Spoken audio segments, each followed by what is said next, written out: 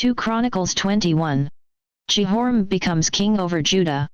Jehoshaphat rested with his ancestors and was buried with his ancestors in the city of David. His son Jehoram became king in his place. He had brothers, sons of Jehoshaphat, Azariah, Jehiel, Zechariah, Azariah, Michael, and Shephisha. All these were the sons of King Jehoshaphat of Judah. Their father had given them many gifts of silver, gold, and valuable things, along with fortified cities in Judah, but he gave the kingdom to Jehoram because he was the firstborn. When Jehoram had established himself over his father's kingdom, he strengthened his position by killing with the sword all his brothers as well as some of the princes of Israel. Judah's king Jehoram. Jehoram was 32 years old when he became king, and he reigned 8 years in Jerusalem. He walked in the ways of the kings of Israel, as the house of Ahab had done, for Ahab's daughter was his wife. He did what was evil in the Lord's sight, but for the sake of the covenant the Lord had made with David, he was unwilling to destroy the house of David since the Lord had promised to give a lamp to David and to his sons forever. During Jehoram's reign, Edom rebelled against Judah's control and appointed their own king. So Jehoram crossed into Edom with his commanders and all his chariots. Then at night he set out to attack the Edomites who had surrounded him and the chariot commanders. And now Edom is still in rebellion against Judah's control today. Libnah also rebelled at that time against his control because he had abandoned the Lord, the God of his ancestors.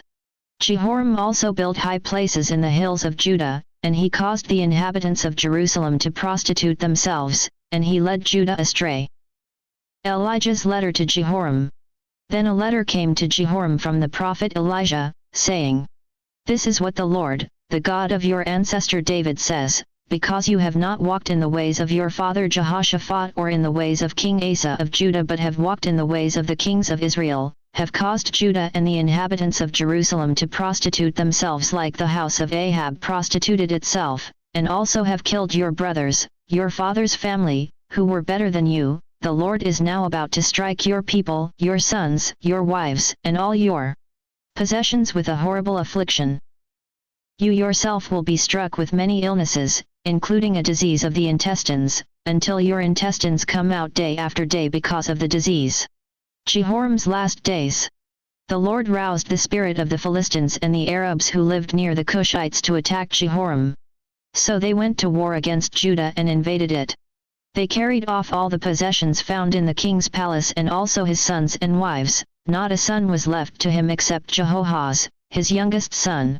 After all these things, the Lord afflicted him in his intestines with an incurable disease. This continued day after day until 2 full years passed. Then his intestines came out because of his disease, and he died from severe illnesses. But his people did not hold a fire in his honor like the fire in honor of his predecessors. Jehoram was 32 years old when he became king. He reigned 8 years in Jerusalem. He died to no one's regret and was buried in the city of David but not in the tombs of the kings.